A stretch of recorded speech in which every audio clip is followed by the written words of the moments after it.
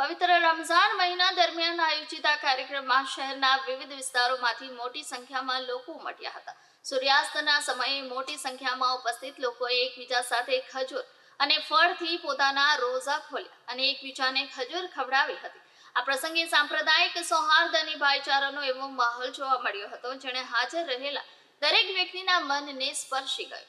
એસોસિએશનના પ્રમુખ અયુબ શેખે આ પહેલ અંગે જણાવ્યું હતું કે રમઝાન ફક્ત રોઝા રાખવાનો નહીં પરંતુ શાંતિ, ભાઈચારો અને એકતાનો સંદેશ આપતો મહિનો છે।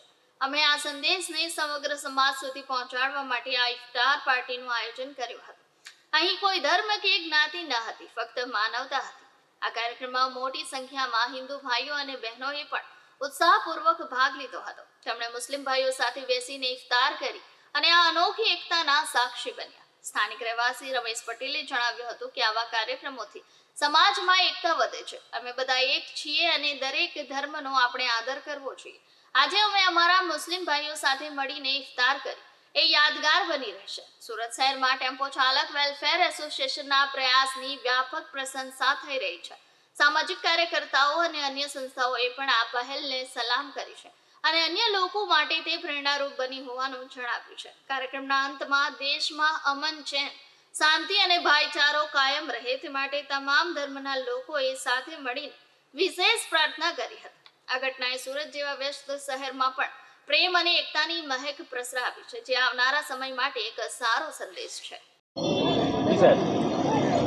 ભારતીય ગૌરક્ષા મંચ સંસ્થાપક ધર્મેશ ગામી આજે સાહેબ કઈ જગ્યાએ શું કાર્યક્રમમાં પધાર્યા? ટેમ્પો ચાલક વેલફેર એસોસિએશન દ્વારા પવિત્ર રમઝાન માસના આજ ઇફતારીનું આયોજન કરવામાં આવ્યું છે। ગમેલા દરવાજા ખૂબ સરાહનીય છે।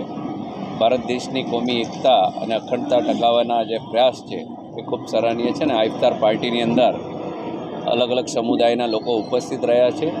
આ જ આ ભારતની ખૂબસૂરતી છે અને કોઈ પણ તહેવાર હોય, કોઈ પણ ધર્મના લોકો હોય, ઈદ હોય કે દિવાળી હોય કે આ રમઝાન હોય, ખૂબ રંગેચંગે આ ભારતના તમામ લોકો એક સાથે હળીમળીને ઉજવે છે। બસ આ જ પ્રયાસ હંમેશા થવો જોઈએ અને જે અયુબભાઈ અને એમની ટીમે જે આજે ઇફતારીનું આયોજન કર્યું છે અને એમાં અન્ય અલગ અલગ સમુદાયના લોકોને બોલાવ્યા છે, તો આપણે આ દેશને જે પણ કટ્ટરતા ફેલાવતા હોય તમામ લોકોને રોકવાની આપણા બધાની ફરજ છે। આ દેશ એકતા અને અખંડતાથી હંમેશા વિશ્વમાં વખણાય છે ને એ આપણી જે ઓળખ છે એને ટકાવી રાખવાનો ફરજ આપણા બધાની છે। આપનું નામ? હું ફિલ્મ એક્ટર રાજદીપ ઝમીર ખાન। રાજદીપભાઈ અહીંયા પધાર્યા છો શા માટે? આજે ટેમ્પો ચાલક વેલફેર એસોસિએશન દ્વારા 451 માર્કેટ ટેક્સટાઇલ ત્યાં ઇફતાર પાર્ટીનો એક સરસ કાર્યક્રમ રાખવામાં આવેલો।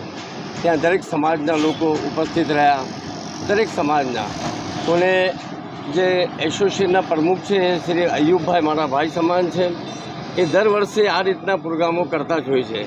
દિવાળી હોય, ઈદ હોય કે કોઈ પણ હિન્દુસ્તાનનું કોઈ પણ કાર્યક્રમ હોય, ધાર્મિક કાર્યક્રમ હોય, એ દરેક કાર્યક્રમમાં બધા સમાજના લોકોને બોલાવીને માન સન્માન આપે છે। આજે ઇફતાર પાર્ટીનો એક જબરદસ્ત કાર્યક્રમ રાખવામાં આવેલો। 11મો રોજો છે આજે। આ પવિત્ર દિવસે એમને એક કોમી એકતાનું એક ઉદાહરણ આપ્યું છે દેશને કે કોમી એકતા શું હોય છે, કે દરેક સમાજના લોકોની ઇજ્જત કરવી, દરેક સમાજને માન સન્માન આપવું। એમનું જેટલા વખાણ કરવું અયુબભાઈના એ ઓછા છે। સમાજના દરેક આગેવાનો અહીંયા ઉપસ્થિત છે। એટલું જરૂર છે કે મિલ કે बिछड़ना दस्तूर है ज़िंदगी का, मिल के बिछड़ना दस्तूर है ज़िंदगी का, एक यही किस्सा मशहूर है ज़िंदगी का, ऐसे पल कभी लौट कर नहीं आते, सबसे बड़ा कसूर है ज़िंदगी का।